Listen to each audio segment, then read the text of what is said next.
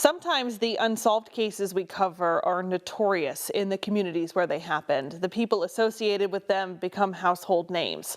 That's not the case with the next story we're telling. The two victims of an arson in Scranton in 1990 are all but forgotten. Toni Savero's best friend shared with us what may be the only remaining photo of her, taken 2 years before Toni died.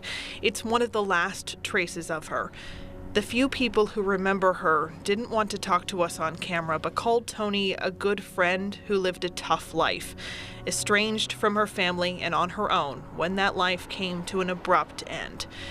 You'd never know now that this part of Price Street, just off of North Main Avenue in Scranton's west side, was Toni's home.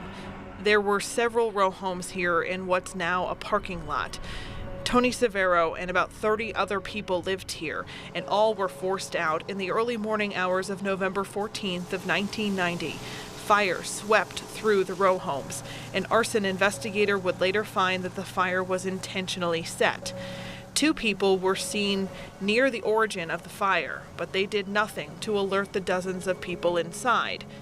The Scranton Times reported that Toni made it out of the building okay, but she went back in an attempt to save her television, the only thing of value she had. On her return trip inside, she died from the fire's toxic fumes, along with a man she had met only the night before, Gary Ziegler of Philadelphia.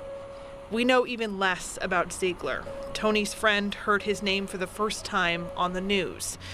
Police said the pair were innocent victims in what appeared to be an act of retaliation involving rival drug dealers. Here's what the district attorney at the time, now county judge, Michael Barrace, told Newswatch 16 in 1990. There has been recent arrest made there involving a major cocaine dealer, and there was another person involved in the building who did also have a record for drug distribution. But no arrests were ever made in connection with the arson or the deaths of Toni Savero and Gary Ziegler. And before their memories are lost, their names are worth repeating. Stacey Lang, Action 16 Investigates, Scranton.